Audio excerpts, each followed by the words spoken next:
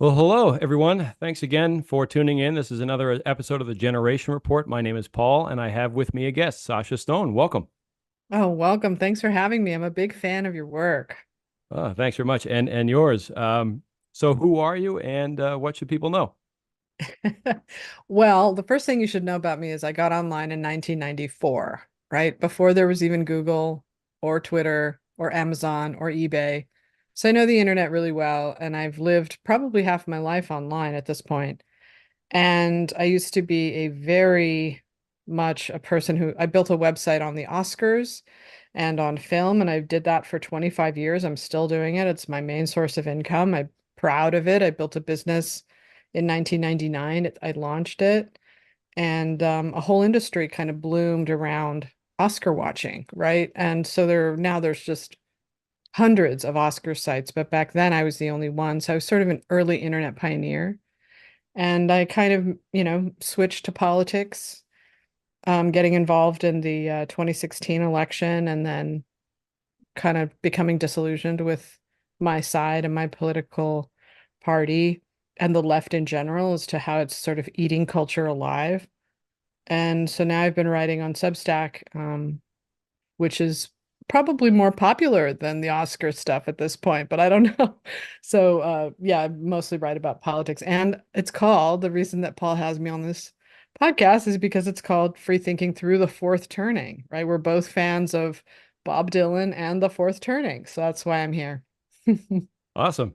Um, I've been really looking forward to this conversation for a long time because I've wanted to develop some episodes that weaved in a variety of topics, especially cultural ones. So, you mentioned that Awards Daily began in 1999. Do I have that date Mm, correctly? yeah. What gave you the drive, the impetus to start that up? Isn't it funny to think of it that way? Like here I am, I've been online for over half my life at this point, but I had a baby, right? I got online in 1994. I got on a cinema group. It was Usenet, and we just dialed up and we all talked about film, all of us for hours. It was an early form of communication, and I met a lot of people from all over the world. And I met my daughter's father in this cinema group, and he's an Italian who lives in Italy. I never would have met him otherwise. But I was raising a baby, and I wanted to work from home. And so the internet was exploding in 2000. It was like the wild, wild web, right? Anybody could build anything. They didn't think it would be profitable. People distrusted it. They didn't want to put their financials online. Everybody thought people who were online were weird. Dating especially was frowned upon. Now it's like the only way people date is online. And shop is the same. People shop online. They didn't shop back then. But all you needed was a modem and we had modems back then. I guess we still do, but I had like a dial-up modem, 12 like 28 baud modem, right? That had to dial in on a phone line, a cable line and a computer. And you just needed to know how to work HTML and you needed to know the basics. You register a domain name, you get a web server, you learn HTML code, you build your main page, index.html, and you've got a page, you've got a website. And because I was writing about film and I was really into Oscar predictions, it's sort of my thing. It was my thing, right? And first time was like, guys, Titanic's going to beat LA Confidential. And they're like, no way, LA Confidential is going to win because it's a much better movie. And I said, no way, Titanic is a phenomenon. It's going to win. So when it won, I caught the bug of Oscar predicting. So I thought, wouldn't it be cool to have a website that like followed the Oscar race from the beginning of the year all the way to the end and followed the ins and outs of it and to see how it is that certain movies get nominated and certain movies win? Like, what's the process? And so that started it and it just kind of went from there and it created this kind of sensation at the time. But of course, the first movie that won Best Picture back then was Gladiator, right? And that was, not pretty close to number one at the box office. Everybody had seen it. It was a popular movie, made a lot of money. And as you can see now, we're heading into an era where people don't even know what got nominated or what won. Nobody watches the Oscars. And so in the time that I started to now, I've watched the decline. And so that's anyway, the reason that I built my website was so that I could support my baby. And I thought I'm going to make money from home and this website's going to make it for me. And it didn't at first. It took me about 4 years or 5 years of working for free, working other odd jobs. And then finally it started to get advertising money from the studios because I just became too loud of a voice they couldn't ignore. And so they started advertising, and that's how I've sort of made my money all this time. Cool. I've just within the last 6 months or so begun to really take an interest in what a lot of the early pioneers on the internet, and it certainly sounds like you are one. I don't know if you would call yourself one, but that timeline kind of places you there. Were there people who are known names or commodities today who were kind of in your circle starting in this space back then? Well, what I noticed was the next generation coming behind me, the millennials, because I'm Gen X, the millennials were sharper, smarter, faster. And when they took to the internet, they built huge .coms. And the big deal back then was going public. I always kind of pretended I was sort of this early pioneer, this web person. And it was fine for what it was. It was kind of like like a thrift store, basically. But these guys came along, the Zuckerbergs and the early pioneers, and they built an internet that I couldn't have fathomed. And so they were always way ahead of me. I don't remember anyone other than the people in my field who, well, Craigslist, he was online. He was an early guy. So we were around the same time. That's something I can remember, like an early sort of raw, plain website that was starting that people were using. But for the most part, I mean, it was so fun, I have to say, back then, because before social media came along, before opinion-based journalism took over regular journalism, it was a really exciting time because people weren't tracking you. They weren't monitoring what you thought. You couldn't get in trouble. You couldn't get banned or blocked. And so it was a freedom to it that we don't have anymore that was thrilling to be a part of. And now it just feels so different. It really almost feels like poison when you spend time online. But it didn't back then. It was delightful. You're meeting people from all over the world. Like, in when else in human history have we had that many people online and that many people alive and that many people connected at once? So I knew it was going to cause trouble to the human brain at some point. I wouldn't figure that out till much later, till after the social media and the smartphone came. But you think about these technological achievements in history, like the printing press or the radio or television, and how it changed society, in shocking ways. In a lot of, like, you could almost say that Hitler and the Holocaust happened because of the invention of the radio. And you could say that the Salem witch trials because of the invention of the printing press. Maybe McCarthyism because of the invention of the television. And certainly what we're living through now is directly related to the invention of the internet. Yeah, the relationship between the news and our perception of it, it's something that's just, I think it's baked in. And Mm. the perception of the situation in the country today, I think more and more people are waking up to what's really happening and what the stakes are, which is why the fourth turning is becoming more and more of an item that people are searching for. It's a book that people are buying in big volume again. More and more content's being made about it or around it. And one of the reasons that I wanted to talk to you was because you're one of the few people who I've seen and come across who is willing to move that conversation in a new direction and not just stay with it as initially carved out 25, 30 years ago. Yeah, so you're pretty aware of how different the first book by Neil Howe and William Strauss in 1997 was written versus now the update by just Neil Howe without William Strauss. What do you think is the biggest change there, in the way that he wrote that? Because I've looked at the two in comparison, and I mainly look at how he describes the fourth turning, the Great War paragraph. There will be we will pass through the great gate of history. That whole part. Like, so I looked at the two different ways that he changed that. That was the most fascinating part to me. The rest of it, I don't know that he really changed all that much.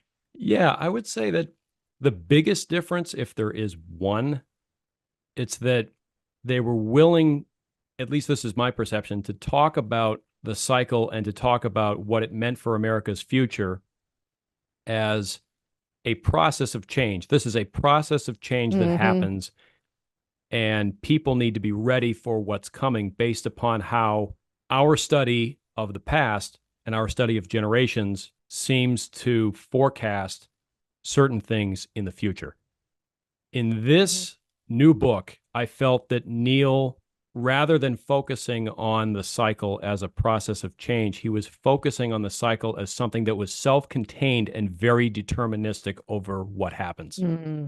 And that basically confirmed suspicions that I had had going back to at least 2021, that while he's gotten an awful lot right about the state that we find ourselves in today, and he deserves lasting credit for that, as does Bill Strauss, the conversation needs to move, and it can't just rely on one voice anymore.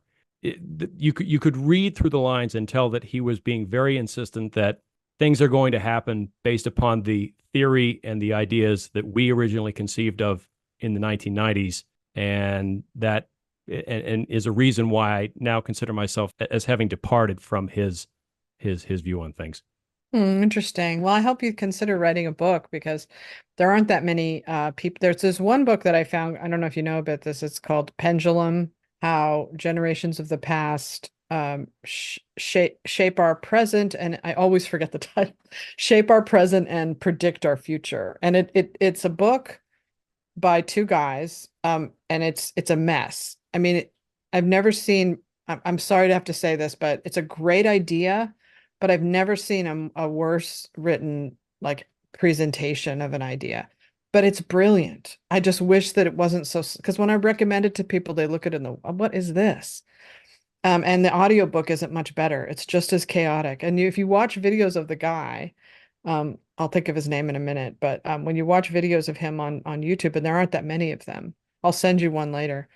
He's this like hippie dude, right? But whatever they stumbled upon, it was brilliant because they took Neil Howe's and Strauss's 80-year cycle, right? Because so they say, the basic human lifespan is about 80 years. And you can divide that up into the seasons, spring, summer, winter, fall. And we're in winter right now, which is the fourth turning, where everything has to die off and then for make way for new growth. And everything is done by the generations. So we're coming to the end of the baby boomer generation now, and the millennials are about to take over as the lead, which is obvious. I mean, it should be obvious to everyone that the millennials have totally taken over because they have. And I like that idea of the patterns of the generations. I like the coddled baby boomers, children, then launch the counterculture, and then they become the boomers, and then now they're on the way out. It's just all very fascinating to me to look at things in patterns. So these guys took the 80-year cycle and they chopped it into two 40-year cycles. And then one is called the me cycle, which is individualism, and the other is the we cycle, which is collectivism. And then they divided up each of those 40-year cycles into two, where you have the upswing of the me cycle and then the downswing. So they say that their theory is humans always take a good thing too far. And so when individualism is taken too far, it becomes narcissism and nihilism and despair. And then we spend 20 years spiraling from that, and then we head toward collectivism. And when they wrote this book, it was heading into Obama's second term. So it was like 2011 or something. And they predicted that when collectivism goes wrong, it hits what they call the witch hunt phase, where all of a sudden everybody, this collectivist utopia that they built, people start turning on each other. And that once that happens, it spirals down again and eventually heads back toward individualism. But this happens slowly. It's like 80 years, but 40 years of each. So, and I've built charts on this to try to see where we are right now. But man, these guys predicted 2023 to be the witch hunt. How Hmm. the hell did they do that all the way back? And I mean, that is just to me astonishing. And I still am impressed by them that they managed to figure this out because it does make sense to me more than Neil Howe's theory because it does show why people move away from certain movements and why those movements become stale over time. And they do it all through the same thing that the fourth turning does. They do the Civil War, the Revolutionary War, the Salem witch trials, and all that. And so they both, Neil Howe and these guys, all say that we're not even through the worst of it yet. Yay! Yeah, yeah, an inspiring thought.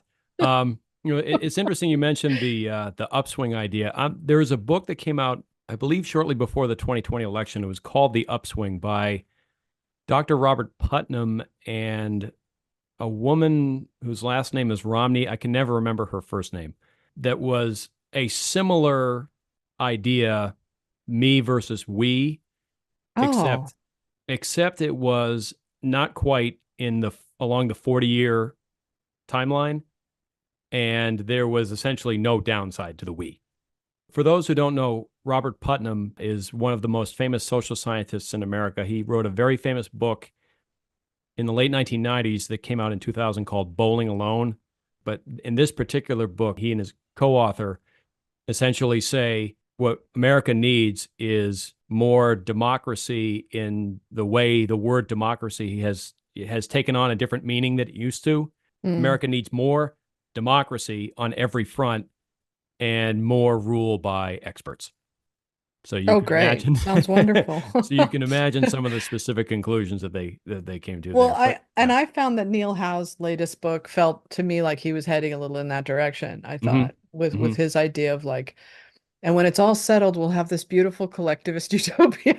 Is Yes. sort of what I thought he was saying, and I was like, no. Yeah. Yeah. So Yeah. these guys, these other guys, were the only ones I've seen that talk about the bad, the downside of collectivism. You know, the when it turns into the look, there's no denying the witch hunt phase. It exists. Look at what happened. You know, so and it's just a matter of where it goes and how far the backlash. But the problem is the newsmakers, the media, as you cover a lot in your series, they're so influential. They're so, you know, it's so easy to spread. And they are the ones that say, oh, everybody's spreading disinformation and misinformation, but they spread it too. It's really hard to fight against that and remain, you know, independent minded. It's almost impossible, really, for young Hmm. people especially. Yeah. If I'm glad you mentioned the influence of the media and sort of the people in the punditry and intellectual spaces. If I may be permitted to do a shameless plug of one of my prior episodes. Please. So in 2022, I became aware that there were a lot of intellectuals associated with university faculties who were making regular appearances on cable news, especially MSNBC, to a degree Yeah. that far exceeded what I remembered before the 2020 election and even in the 2020 election's crazy aftermath. And I wanted to produce something that shone a light on what a few of these people were saying and how there was clearly a connection, there was clearly a channel, or at least an echo chamber between what this elite group of intellectuals were saying and how that was being picked up by the powers that be. Yeah. And I profiled 6 different people in this episode. It's called A Nation of Intellectuals. Love And, it. for those who may be wondering whether I read all of the books that I profiled in that episode, the answer is yes. It took me a long time to Wow. prepare and contour arguments. When you read those books, you see very clearly how their arguments are moving up the chain to the people who are trying to control the narrative. And they're leaving out the cries of the working class. Like they don't even care at this point. But I know you don't want to make this too political, so we won't go into the politics too much. That's But fine. What's interesting is it's hard for me to say that I had a definite political view of things when I was 14, 15, 16. For what it's worth, I was in high school on 9/11.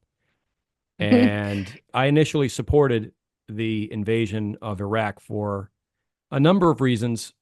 I believed what was being said at the time.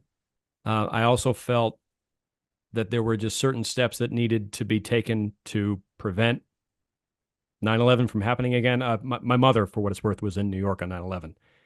And then it became pretty clear by the time my senior year in high school was getting underway that we were making a lot of mistakes, or our leaders were making a lot of mistakes in their execution of the Iraq policy, the Iraq war. And I could see as that awareness was being picked up by the general public that the powers that be in the popular culture, especially, took full advantage of those missteps to swing the narrative completely to their side. And I Hmm. believe that that's what made Jon Stewart the person he is today. Jon Stewart is not the person he ultimately became No. without the prevailing winds after the mistakes that were made in Iraq in 2003, I would claim. Yeah, I agree with that. And what I remember about that era is two things. I remember how terrified we all were. My daughter was 3 when the buildings were hit. I remember how terrified we all were, and I remember how most people were for the war. They weren't against the war because we were so scared at that point. There were orange alerts, terror level. It was a surveillance, our country became a surveillance state almost overnight, and we were fine with that because we were terrified. And then I did watch those people, the people that eventually, let's call them they, right? Now, I'm writing something right now about they. And I think these people are very smart, like Ron Klain, people who work with Obama, right? The people who helped make Obama, that coalition of really bright, young activists who did exactly what you're saying, is they shifted the narrative from whatever it was that Saddam Hussein threatened, which is basically Vladimir Putin right now, I think is where Saddam Hussein was back then. And they turned it into, there were no weapons of mass destruction. These guys are liars. And it then became a way to take the GOP completely out of power to destroy them and to rebuild this new left utopia. But in the middle of that, the iPhone, social media, this is like happening all at the same time. And the Wall Street crash of 2008, the crisis that sparks the fourth turning. It's all Yep. happening right at the same time. Fascinating, isn't it? Yeah, it is. I wonder if most people have a vivid recollection of some of the little things that we take for granted now, like you just mentioned the introduction of the iPhone. I remember very distinctly where I was when the iPhone first hit stores. I was at a wedding that weekend. It was either late June or early July of 2007.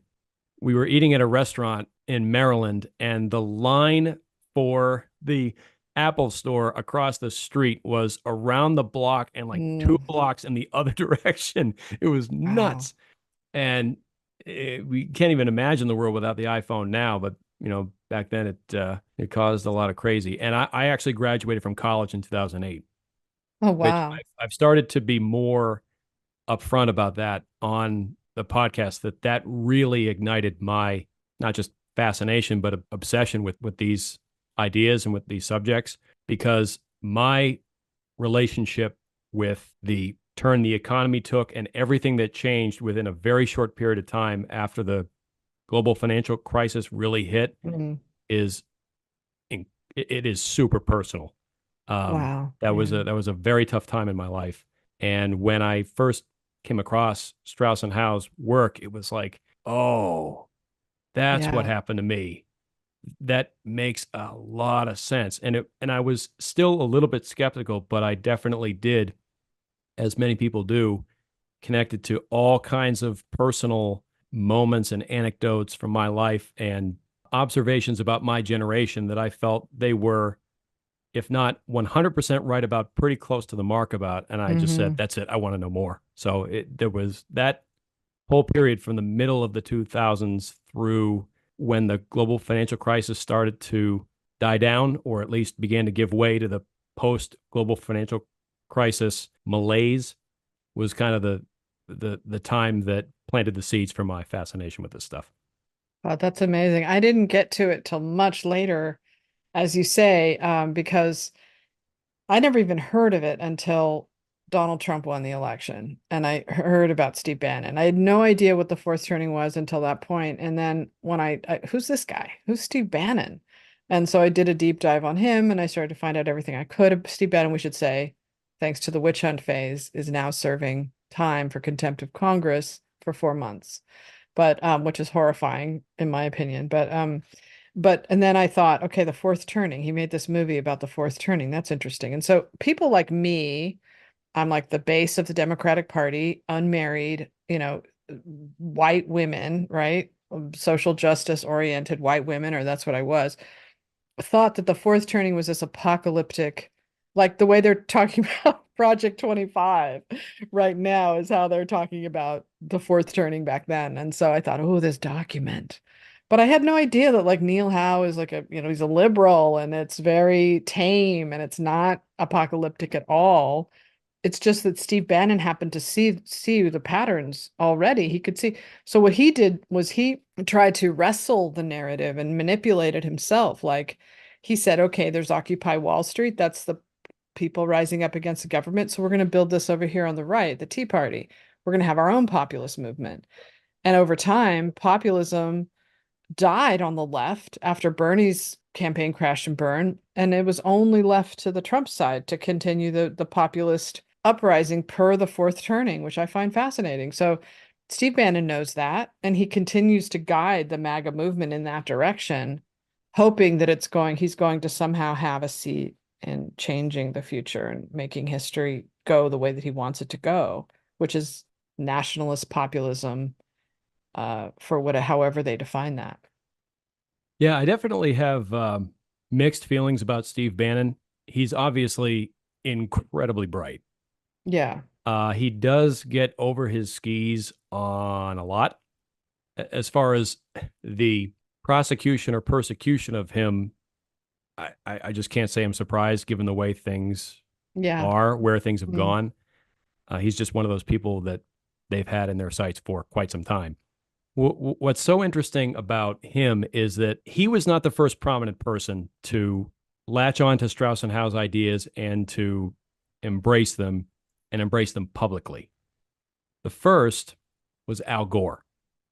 I didn't know that. That's right. Al Gore, I can't remember if he was part of the same class at Harvard as Bill Strauss, but they knew each Hmm. other. And he was so enthusiastic when he picked up a copy of Generations, Strauss and Howe's first book, which came out in 1991.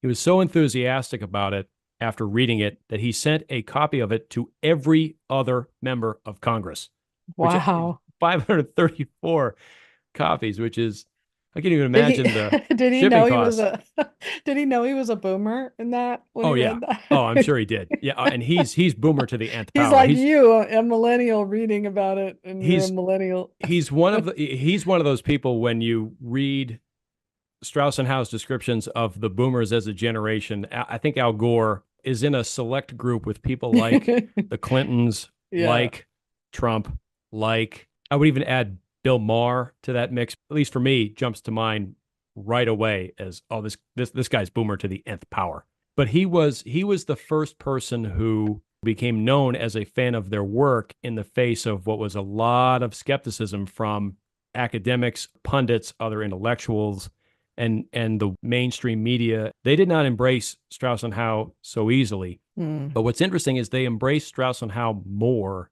in the early 90s when their work was new and when the boomers were taking power. You can actually go on YouTube and perhaps even some other corners of the internet where you can find that when Bill Clinton was becoming president, they were calling his ascent to being president a kind of generational changing of the guard. And it was Mm. heavily laden with Strauss Howe references and Strauss Howe language, concepts, the whole thing. But the fourth turning raised the stakes. And because there are lines in that book and there are ideas in that book that the powers that be post 2000 did not want to wind up in the wrong hands, Yeah. Steve Bannon has become the person who is attached to their names. And Neil Howe, I'm sure, has taken an enormous amount of flack for Steve Bannon being the person who is most closely associated with Yeah, no his doubt book. about it. I was, because I was part of the left, the bubble of the left for so long that I knew that even mentioning the fourth turning was considered, it was contraband. And that's why it was so funny when I finally, that was just part of one of the things that sort of punctured the hysteria of what it's like to be on the left, to be, in this fear bunker all the time. I was so worried about the other half of the country. And even Steve Bannon, he was thought of as, the dark overlord. But the thing about Steve Bannon that I've learned, because I've listened to the War Room quite a bit because I wanted to find out what the deal is with him. And he's hyperbolic like Trump, and they both just sort of say stuff. And we live in a time where you can't just say stuff. You can't. Because if you say stuff, you're outing yourself as a racist, a fascist, a homophobe, or, And so you have to watch every word. I have to watch what I say, even with my closest friends now, my best friends, people I've known all my life. I have to be careful that I don't use the wrong word. And I just find that really strange. And so Steve Bannon, like Trump, they both love to just troll. And so they love to say stuff that they know is going to get people. Steve Bannon loves when he's criticized. He plays it on his show all the time. People are calling him whatever they are, whatever he's mentioned in New York Times or anywhere else. He plays it and he showcases it because he's proud that he's made that kind of impact. I find him a very fascinating figure, especially vis-a-vis the fourth turning, what we're all talking about here. But you know what they didn't plan on? They didn't plan on Bill Clinton getting impeached in 1999 right before 9/11. Like to me, those two events together was such a big moment in our history that not enough people talk about because it was the weakening of leadership at the top, I think, that helped lead to that attack, which is kind of what I see with Biden now. The weakening of leadership is causing these other wars as we head toward our great war and our great gate of history. Fingers crossed that it all goes well. Yeah. It's Fingers not crossed. nuclear annihilation. Fingers crossed very tightly. So that actually struck me. I want to encourage everyone listening to check out Sasha's Substack. It's called Rethinking Through the Fourth Turning. I've, over the last week or so, been combing through a lot of the essays that you've written there, as well as the audio releases that have come out on YouTube. I know you're on iTunes also. One piece that I know you were working on for quite some time, because we chatted before, was Hollywood can't save itself, let alone Joe Biden. A lot to unpack from the title and from a lot of the things that you talked about in that essay. Do you want to just go into how you see the state of Hollywood and the popular culture and how they're getting Sure. behind one side? Yeah, but I'd also like to say for my listeners who might be listening, you've got to check out all the videos that Paul has made. You'll love them. And look at the one about Joe Biden being the great. We haven't even gone into the great champion yet, but he has a great one about that. And I've sort of poured through them. They're much more concise than mine, and they're much more neatly organized. You can listen to them all quickly, and I would highly recommend that. Subscribe as well, although he should be moving to Substack, so maybe that'll be happening soon. Yeah, so the same problem we're having in politics we have in Hollywood, which is the boomers won't get out of the way, right? I know Joe Biden's not a boomer, he's silent, but still the boomer class, man, they're foot like Hillary Clinton, Nancy Pelosi, Chuck Schumer, these guys are like, and you did a whole thing about who is the great champion, and you went through all the different people who were and why they do and why they don't fit. But that's the problem in Hollywood too, because you have the Steven Spielbergs, the Francis Ford Coppolas, and they are so intertwined with politics, with the Democratic Party, that they've become the same organism. And so as the Democratic Party, in my opinion, starts to collapse, which I do believe that it is in a state of collapse, they're dragging Hollywood down with them. So over the past, well, speaking, since you're interested in patterns of history, I'll tell you my theory, which is that, the internet really did change everything. But right around 2000, because I know I'd been covering the Oscars for that long. We had Harry Potter and Lord of the Rings came out, and they showed Hollywood that they could make ungodly sums of money with these big franchises as long as they were, serials that they could release one after the other, and particularly making money in China and not North Korea, in South Korea. And if you look at if you go to Box Office Mojo and you do an all-time search, or you do annual and you look at the money Hollywood made starting in 2000 and then go all the way up to now and look at the trajectory of the box office, and you'll see that in the phase between 2003 and 2020, when COVID hit and kind of brought everything to its knees in Hollywood, they were making like 11 billion, 12 billion a year, an insane amount of money. And they were doing it with these IPs, Marvel mostly, Star Wars, animated films. But what they had done was they built a fast food model for film. Meant like when you're driving on the highway and you see Burger King, McDonald's, Paquito Mas, whatever it is, Starbucks. So what they did was they figured out if it's a lot of people involved, choice overwhelms them and depresses them. So you need fewer choices, but you also need expectations met. So like I went to Portland, a couple of years ago, and I noticed that they have all those amazing coffee shops, yet the most crowded one was Starbucks. Like, why is Starbucks when you have all these beautiful, because people don't want to take a chance with a mom and pop when they can have something that they know exactly what they're going to get for their money. So they did the same thing with movies. They reduced them down and served them to the masses, giving them fewer choices, expectations met, and it made them the same kind of money as it makes fast food until COVID and The Great Awakening. Those two things hit Hollywood hard. But meanwhile, on my business, the Oscar race had become like the Bates Motel. Have you ever seen Psycho, Alfred Yes. Hitchcock? Hmm. Okay. Do you know how Bates Motel is off the side of the road and it's its own little hotel and nobody goes on the interstate anymore? Yeah. So that's what the Oscar race became. It's just this own little world that had nothing to do with the business of Hollywood because these movies were not making any money anymore. And they didn't need to make money. A director friend of mine once said that the Oscars are like the salad at McDonald's, right? It's like we're selling salad. Nobody's really going to eat the salad, but it sort of shows that we're health conscious. So if we have these quality stamps, we can sell our fast food over here and we can still have our sophisticated fare over here, our hothouse flowers designed for the Oscars. So they fractured these two over time and they speciated. They became completely different species, right? And then the Great Awakening hit at the same time as COVID in 2020. Everything collapsed. Everything. The Oscar race, big budget, everything collapsed. And at the same time, China had decided that they didn't want to make Hollywood rich anymore. They wanted to make their own films. And shockingly, they have an incredibly profitable, or they did before COVID, film industry that actually competes with ours in a way that should have scared Hollywood because they said we don't really like your movies. They're weird and we'd rather make our own and make our money for ourselves. And their movies are pure Chinese propaganda, but they make so much money enough to compete with American products. So that part got cut off. So that hurt Hollywood a lot. Just that one thing of China saying we're not going to accept every single movie that you want. We're going to make sure it's aligns with our beliefs and we're not just going to take anything because you're bringing bad influence over here. So that hurt them right off. But then there was a revolution in Hollywood. The Great Awakening hit it so hard that when we came out of it, every movie was suddenly woke.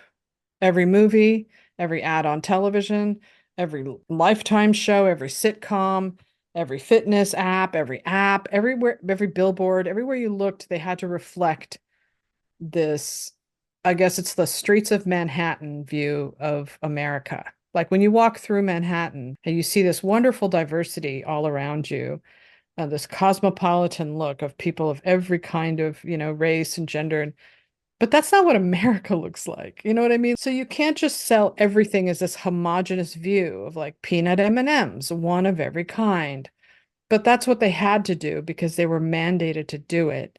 And so it destroyed their brand. It destroyed their fast food because it's like they're saying, come to McDonald's, but we're not going to give you French fries anymore. We're swapping it out for raw broccoli because broccoli is better for you and it's better for the planet. And you can't look at us and say we're making everybody unhealthy.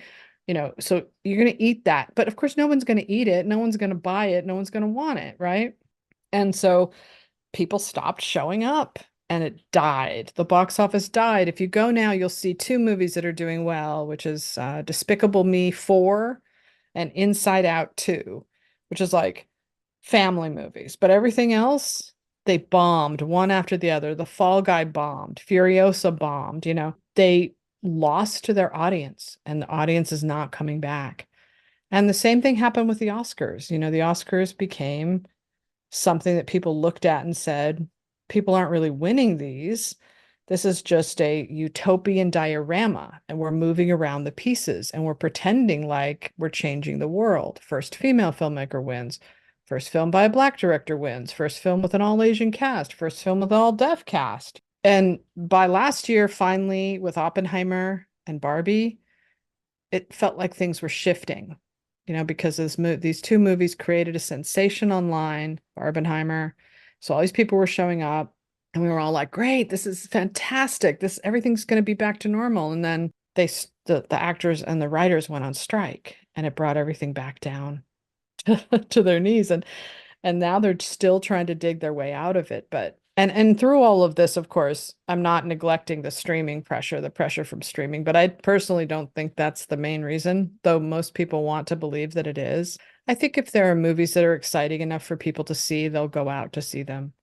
Like the upcoming movie Twisters. I think a lot of people are going to go see that. And the Formula One movie with Brad Pitt next year, that looks good. And Mm. Joker, they'll go see. There's a handful of them that they can still sell, but overall, they wrecked their brand with good intentions. You can't separate them from the Democratic Party anymore because they're one and the same. So Mm. that's what I meant by that. That's great. No, I'm so fascinated by the move that the whole culture took towards this woke sensibility in the years. I think Occupy Wall Street was probably the very beginning of it.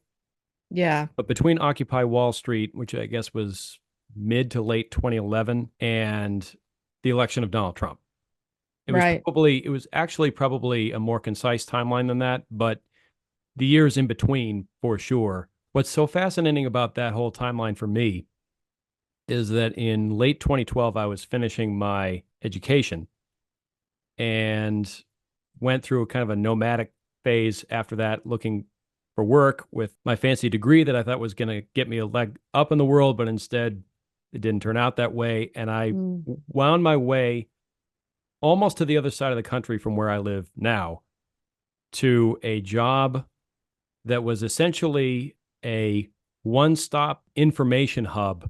Every political race, essentially around the country of consequence, was being tracked by this organization that I went to work for a little while. And it was run by a former politician. And this person, who will remain nameless for now, who ran this organization, which will also remain nameless for now, it was a beehive of dysfunction run by somebody who was an incompetent jerk. Are we talking Texas? Not Texas, but another state west of the Mississippi, and it's one of the larger ones. Oh, okay. Because I was thinking Beto O'Rourke. This particular person, not to drag boomers through the mud, my parents' generation boomers, but this particular person was a boomer who had been a politician of some name recognition many years ago now. And Right. he was my boss. And if you didn't meet him in person, you would never believe that he was real. But he Oh, was. And I mentioned before that the response to the Iraq War was kind of the first moment in my life when my view of things began to shift. This was the second moment for me. And as it so happened, when I left that job and came back to basically the area where I live now, it wasn't more than a week before the Ferguson verdict came in and the riots happened and the media oh, went crazy the way I'm sure you remember.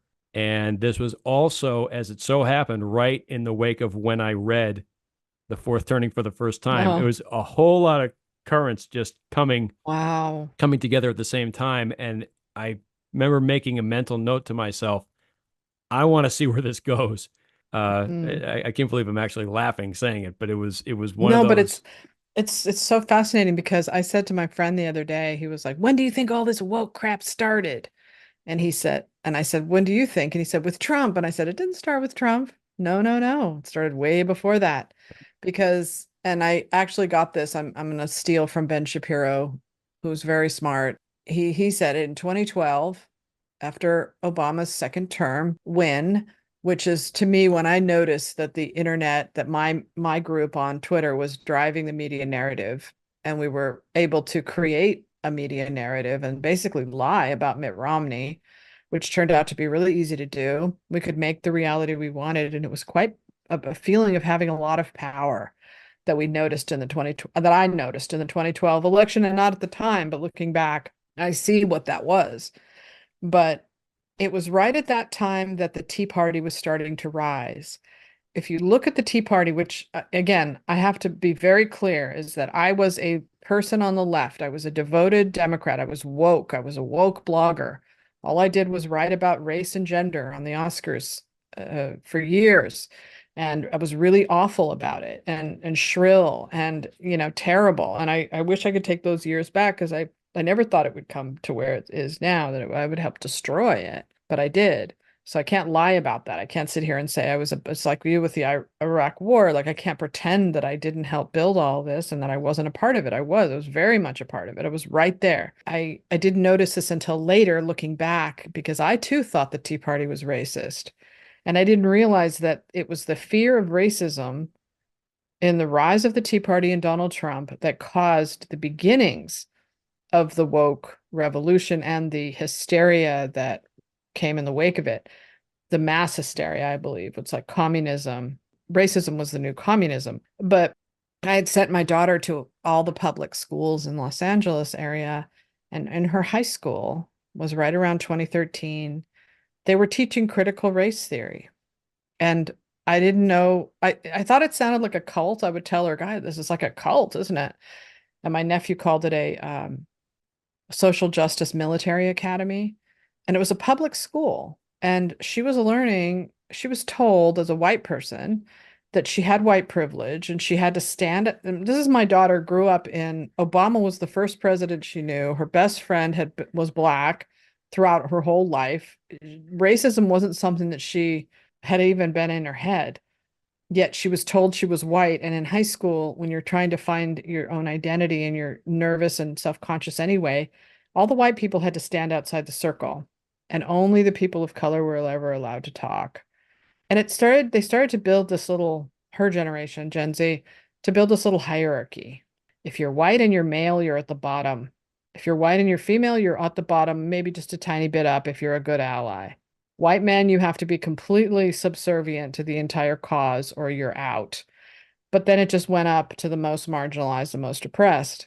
The wheel of oppression, if you're a person of color, you're automatically oppressed.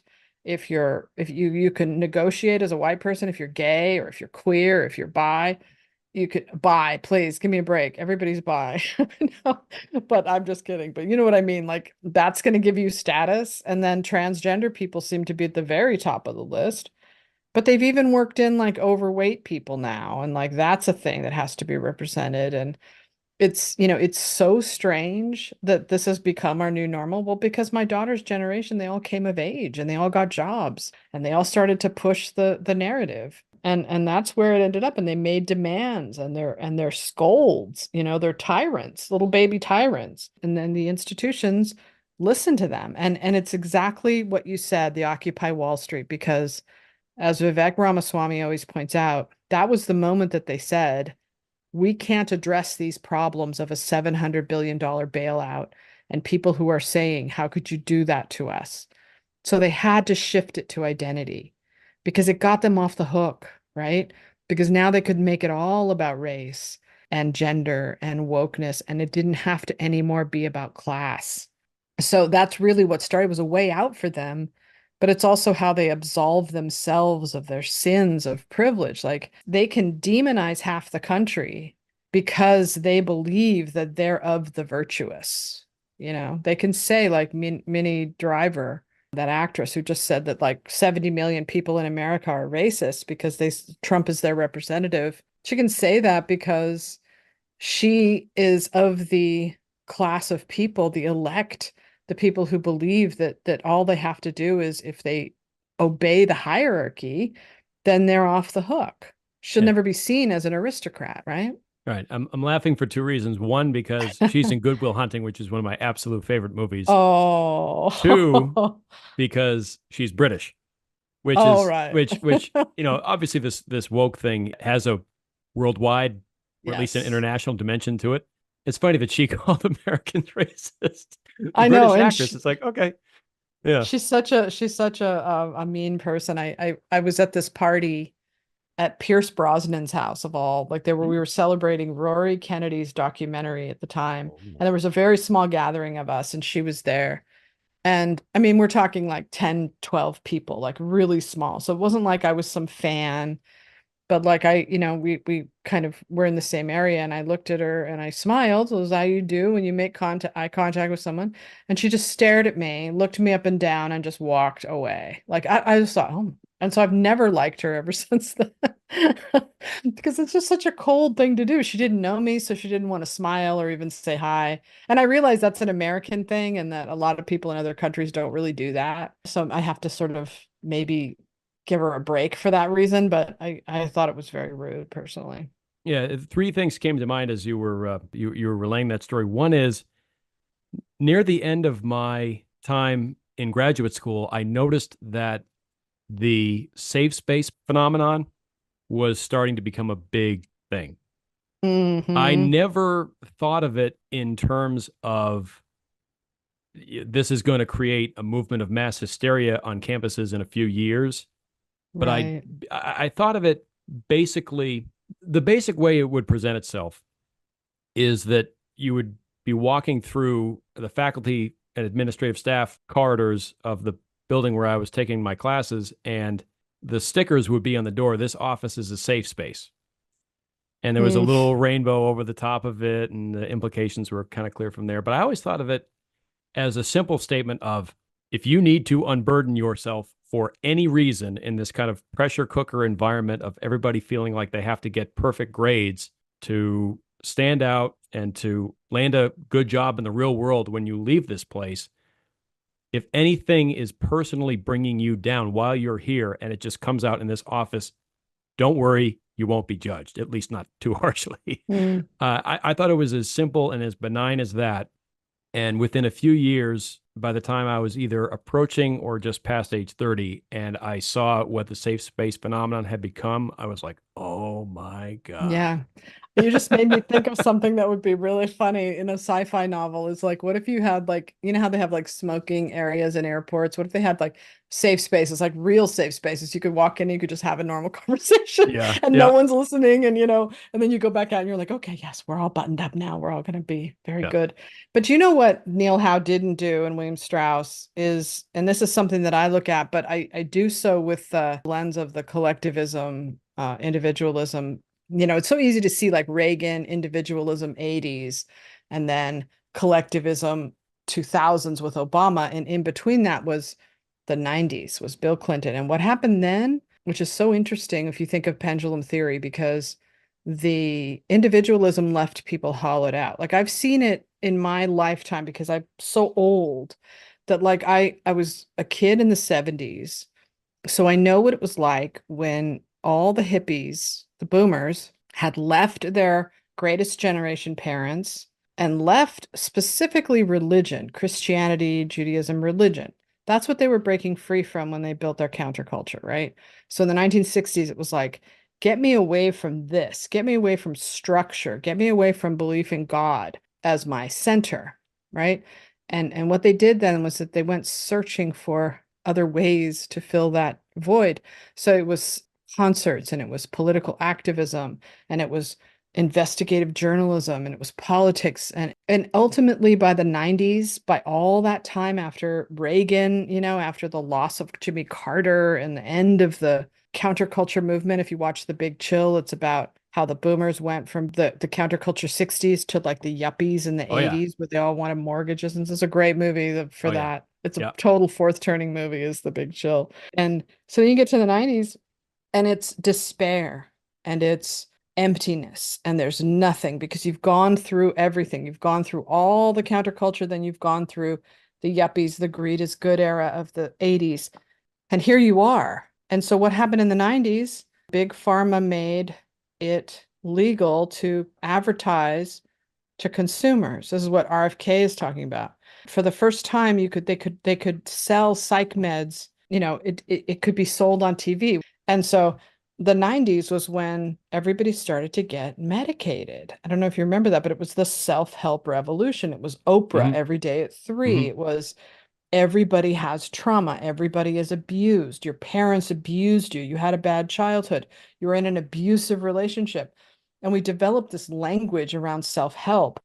People like me, I'm ground zero for all this because I'm a helicopter parent on top of everything else. So I learned the language of, and no man is ever good enough because Men have to meet all of these different things. They have to be good listeners. They have to be great in bed. They have to be providers. They have to be politically correct, good fathers. They can never say a bad word. They can never insult you, you know?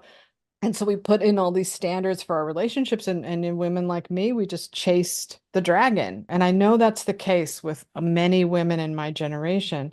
But the safe space thing came from parents like me raising kids. You escaped this because you're a millennial, but my generation that had kids in the 90s, we overprotected our children. My poor daughter just learned to drive and she's like 26 now. It's just, and that's how much I overprotected her. And like we kept them inside, and we were afraid of everything, and we didn't let them have parties. They couldn't play outside. And so they just disappeared into the internet, and they created this madness, but with this blanket of trauma over them. Like, I am traumatized. I have anxiety. I have problems. And that's the generation we created. And so that does go back to the fourth turning in terms of how generations create different effects that each generation. So I'm hoping that after Gen Z, the next generation might be free of some of that, that crazy oppression. Yeah, the having the reference point of being an older millennial Yeah. is really interesting for a lot of reasons. I spent a lot of time after school, especially, and at family gatherings around Xers growing up. And I knew certainly by the time I was 7 or 8 years old that I was different from them and they were different from me, like Yeah. intrinsically. The example, and I can't believe I just had a bolt of lightning of the mind within the last maybe 6 months, that the person who I was probably the most like when I was 7, 8, 9 years old. Have you ever seen Jurassic Park? Of course. Remember Timmy? Yes. Yes. That's the way I was at that age. And Oh, what's so fascinating so is I cute. found out that the actor whose name is I think Joe Mazzello, Mm, he was born in 1983, 2 years before me. That was not the first example that hammered home for me the boundaries that Strauss and Howe drew between Xers and millennials yeah. belong in a certain place, and these differences are not socially constructed; they're real. That was actually a pretty quick intuitive pickup that I made once I got into their work 10 years ago. But over time, I've become more and more aware that that leap from even people born in the late 70s, very early 80s to people around my age was immense. And Yeah. there's so much conversation now about, again, how hyper protective parents became, especially I think Mm, near the end of the 90s and through the 2000s. That all started with people around my age. And while the habits and the behaviors picked up from overprotection are more pronounced among people about 10, 15 years younger than me, that's a reflection of them just being a little bit younger. I look upon people my own age and I say, we escaped some of the things that are being painted on people younger than us, but mm. we didn't escape it totally. And we have a lot of the same personality characteristics. One of my big ambitions is to write what I hope will be the definitive piece of work and produce an episode on the hero archetype, because this is Nice. where I think my experience being an older millennial who graduated from college when the world fell apart and has spent the last few years, especially spending more time than I ever did in high school, college, or grad school around people 10, 12, 13, 15 years younger than me. I can see similarities in people younger that reflect the observations that Strauss and Howe made about millennials as an archetype. If you believe in their ideas that history is cyclical and hero archetypes leave a certain footprint behind based upon who we intrinsically are, there are some things that have not been factored in yet that I want to try to tackle and see if they make sense to people. So that's something that Yeah, I'm I'm working I'm on. curious about that. I've been fascinated by the older millennials for a long time now because every time I see something cool, I think I know a millennial built that. They have something different that you don't see in other generations. And like on some level they scare me a little bit because they're running the Biden administration right now. They're told that era, like Jen Psaki, like that generation of millennials, they're so motivated. They're so smart. And yes, that overparenting helped give them that confidence that the boomers had from their parents too. it's scary. Well, I would actually say a lot of the people in the current administration who are it's public faces. Actually, a lot of these people are Xers. Not to paint a Yeah, no, paint a I brush love on my you gen. guys. I'm proud of I love my Yeah, generation. I think yeah. I have the best generation. But what I think is important about the generational conversation is it can very, very easily lead to people wanting to make generations the cause of everything that happens, and Yeah, you can for see it as a sure. lens through every single person. And of course, I'm sure there's people who know me well who are laughing right now listening to this because they go, "Oh God, you do that all the time." It's inevitable. Oh, it's Kids inevitable, these days. 100%. But one thing to remember is there's a before and an after. There's people, you're the last generation that remembers life before it became a double life of virtual and real. Yeah, you know, because my daughter's generation grew up with a virtual world, right? So she's into fantasy role play and all this stuff that I had no. And when you're growing up like that, you have an avatar. So you have this is me in my real life, and this is me online. People like me know, and you know real life, right? We remember it, but they don't. Nobody else coming after them is ever going to know what that is, what that means. and I think to follow on that, and I completely agree. I can't absolutely vouch for this, but I do get the sense just from things that I've observed that we were the ones who I think made the cleanest break from Facebook.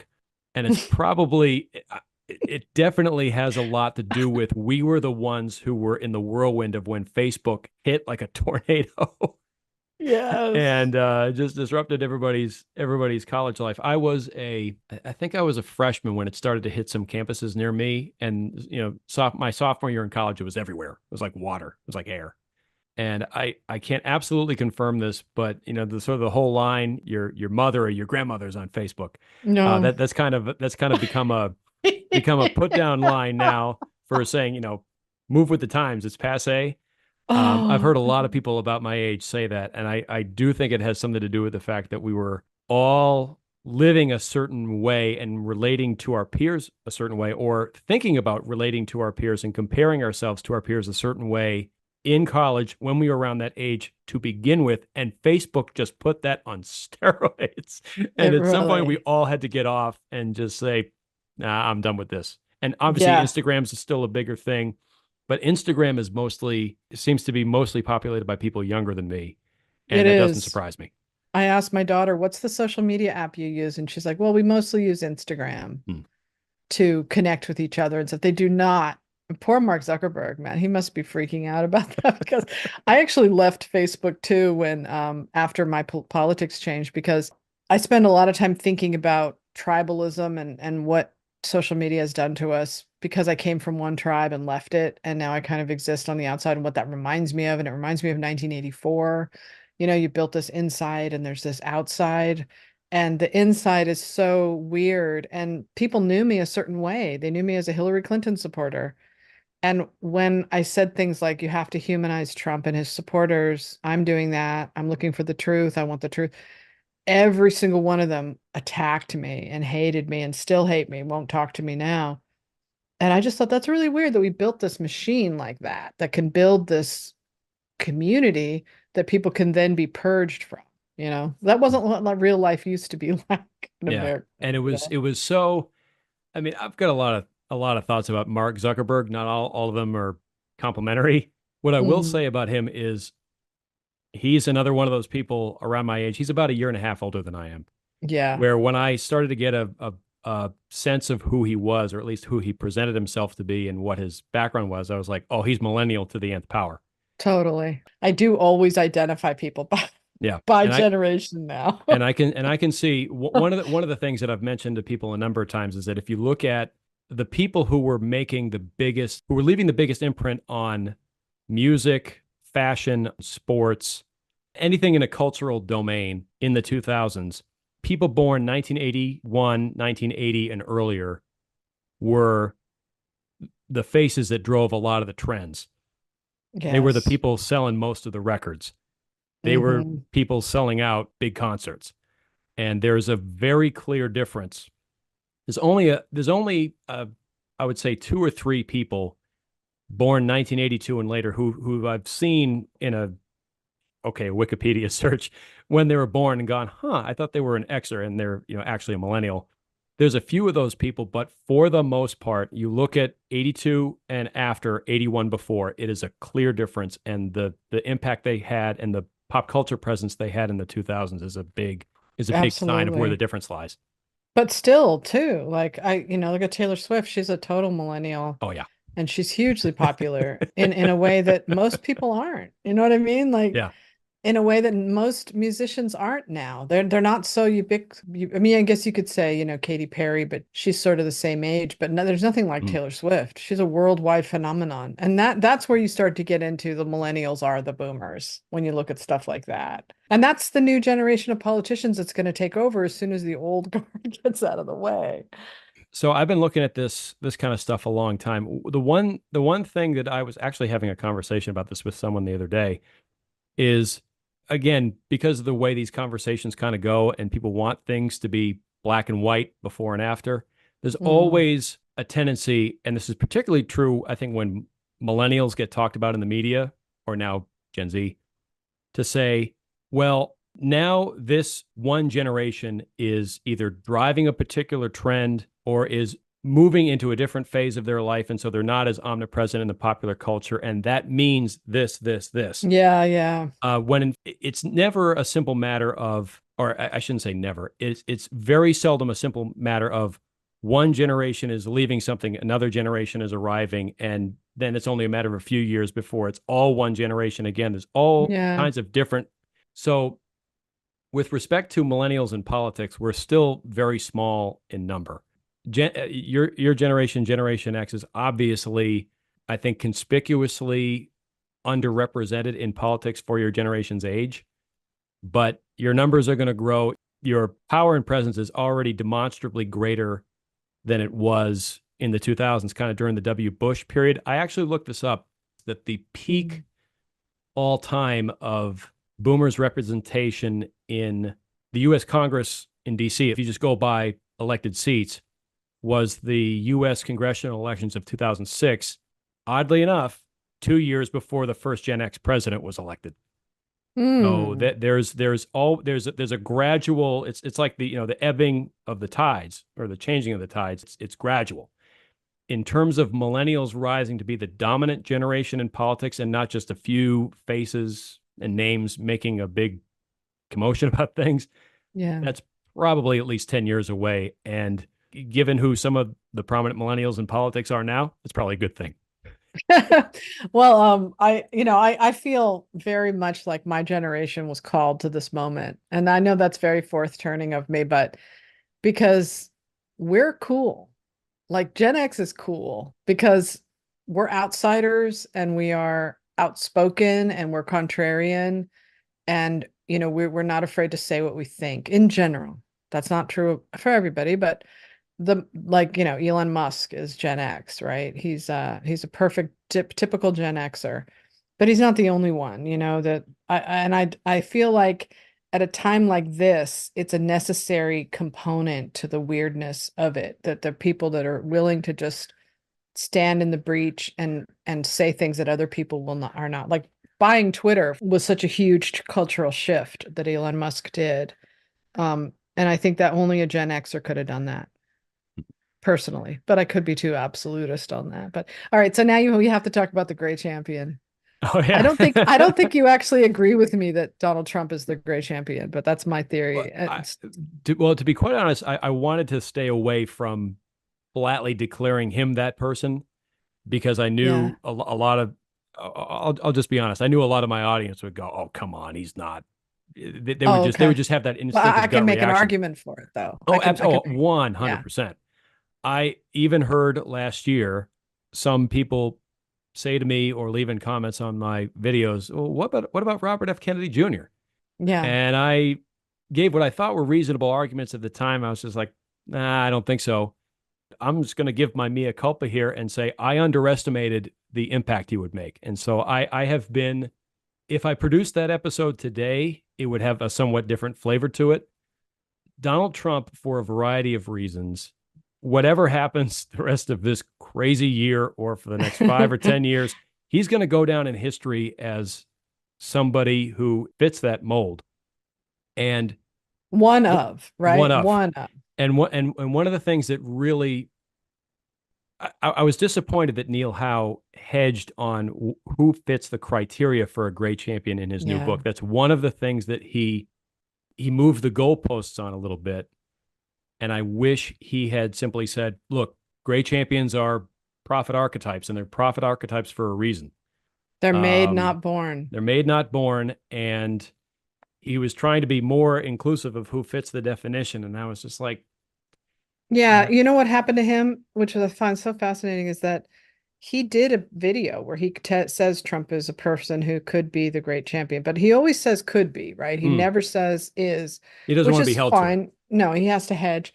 Yeah. But that was before January 6th. And after January 6th and that, I think he changed his mind about Trump and Mm, he changed his mind about the future even. yeah. It shook him and rocked him so hard, which I understand. It did a lot of people.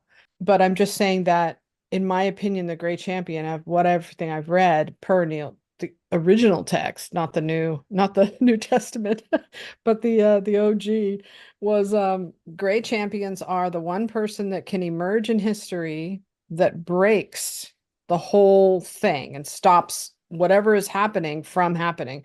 And only one person can do that. Not one, many, like Winston Churchill, FDR, Eisenhower, they were all great champions.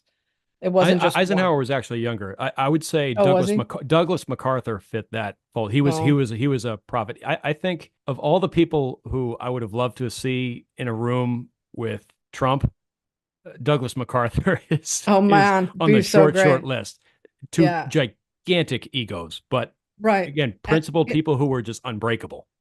and Churchill was, people don't want to, he was my hero, but people don't want to see him. I know this guy who just hates it when I say this, but I do see him as very Trump-like because believe it or not, he Mm, was kind of hated back mm. then.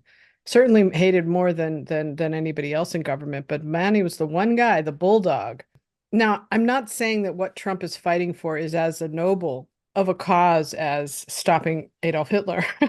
That's a one-off, but I think he's one of the great champions. I'm not saying he's the, but he's certainly one of because he is willing to stand because they're throwing everything they have at him, and he's still fighting with this grassroots movement against this crazy oligarchy that now look, Neil Howe has a point because if you look at Gen Z, they're the future. They are very much left leaning. They are very much collectivist minded, inclusive and woke, and they're not hung up on tradition. They're not somebody like me that wants movies to be the way they were in 1975, you know. They don't really think about that. They'll watch a movie on their phone, they'll watch TikTok. They don't care. They're not married to the idea that movies have to be in movie theaters. Like they don't know anything about the kind of technology we had growing up. Everything is so easy for them. So why wouldn't they want a collectivist utopia? And the way I see it now is the only person who is stopping that is Trump, potentially. I was thinking of RFK Jr. too, and I do think that he is playing a role. He's one of the truth tellers who's standing up. But, you know, if you think of the image of the great champion who comes up and stands there and just says, not through me, there's only one guy right now doing that. Yeah, it is a great window into Strauss and Howe got so much right, and yet because it's a theory, it has to be continually tested and Yeah, proven. right. And the Trump phenomenon is, I think, the great champion is a concept that's helping people appreciate who Trump is and some other people like him are. They are who they are for a reason. And we're at this kind of crossroads as a country for a reason. The thing that I wish Neil Howe would acknowledge a little bit more, and as he continues to give interviews on the podcast circuit, I hope he starts to acknowledge that there are other forces and factors besides generational change that are leading us down a certain path to whatever comes next. And that's why the political correctness phenomenon is something that has really come to consume me because it's what I see as the hallmark of almost all the powerful people who oppose Trump. Yeah. And that in and of itself is worth noting. Yes, and it is a war of ideology that is between Obama's America and Trump's America. Now, this is how I define these two things. I don't define Trump's America as MAGA and their policies. I define Trump's America as an America where the empire has collapsed and we can get back to quote unquote normal and everybody can see each other as people again. And we're not policed on everything we say and do, and we can make great movies again. We can write great books again. We can tell good stories again. We can share as a country. We're not polarized. That's my version. Obama's America is more like 1984. And I'm not saying that in a negative. I'm not saying it's a dystopia. I'm saying that in their vision, it's online, it's global, it's not confined to the United States. It's ideological, and we're ideologically aligned with Europe and Sweden or whatever else that, goes along with us. And then you look at the other side would be to them the axis of evil would be the Trump world, Putin, China, everything that's non, in agreement with their way. It's very much rooted in virtual spaces, and they've overtaken streaming. So all the streaming platforms lean left. Elon Musk is the only outlier there with Twitter and TikTok, which they can't control yet. But their utopia is right there. That's why they're fighting so hard for it. They want this to be the new normal for America going forward, where everybody is ranked by identity, and that's the new power hierarchy. And there's no such thing. It's exactly like 1984 minus the militarism, although we're even getting some of that now. But if you read 1984, you watch what they do with language, what they do with history, the way they have to control, and they even have children's spies, which is like cancel culture. That's the world that the left wants to be going forward. And that's between Obama's America and Trump's America, in my opinion. Yep. The Obama's America, what binds it together is transformation of America and the world away from bourgeois or traditional values, a clean break, and rule Right. by experts, rule by professionals, Yeah, rule by the politically correct. The you Trump got it. side is the opposite. The last video that you made, I think, talks about, well, no, there's one that you made. I don't know if it was the last one, but there's one you made about that, about the expert class, when you said that the media, was kind of called out and that they were so willing to embrace what these people were telling them, but they're corrupt. Their ideas are corrupt because they have only one conclusion. So basically, what they've done is they've just rebuilt for themselves what the boomers got away from, the traditional religion. They've just built a new religion, basically, to fill themselves up and to make sense of our world. And I think personally, and I hope it's true, that if history is any indication, what we're having coming next is a counterculture revolution, which I'm very much looking for. And you, young man, are young enough and smart enough to be in that. And that is so exciting for you.